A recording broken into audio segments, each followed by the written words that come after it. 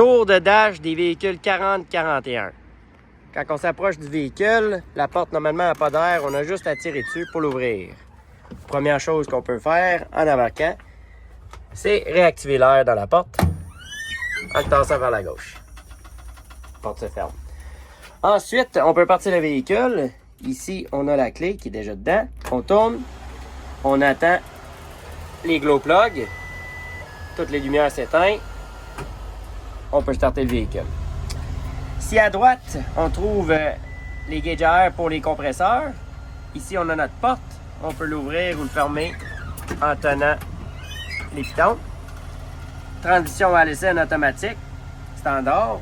En dessous, on trouve tous les contrôles pour le chaleur. Alors, si on n'a pas besoin de chauffage dans le véhicule, on ne touche à aucun contrôle de ça, surtout l'été, où ça peut venir jouer contre notre air climatisé. Fait que ça, c'est les contrôles de chaleur qu'on retrouve ici.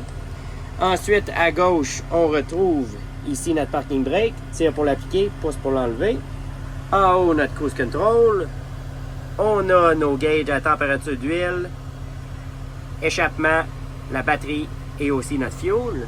On retrouve ici notre odomètre et notre speedomètre. Et nos deux gauges front and rear pour les freins à air. Ensuite, si on recule, on a notre volant, on retrouve les flashers droite-gauche et les 4 flashs et l'ajustement pour le volant ici. En bas à gauche, on trouve le retardateur, on-off et après ça, les niveaux de compression. On a aussi nos panel lights ici et le fast idle. Ensuite, à gauche, on retrouve notre essuie-glace.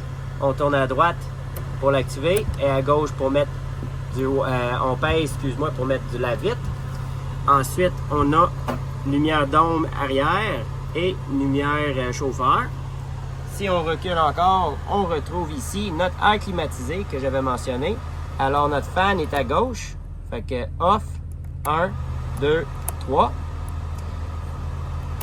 Faites attention, dans un des deux véhicules, le niveau 3 ne fonctionne pas. Alors, il faut le mettre à 2. On l'entend que le fan arrête si jamais. Ensuite, ici, on peut le mettre en chaleur vers là ou fouet en anti-horaire. Ensuite, l'air climatisé pour le chauffeur se situe ici. Sort par ces ventes-là.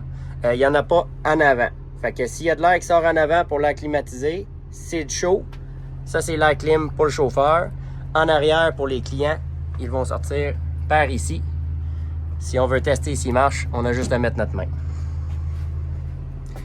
Merci.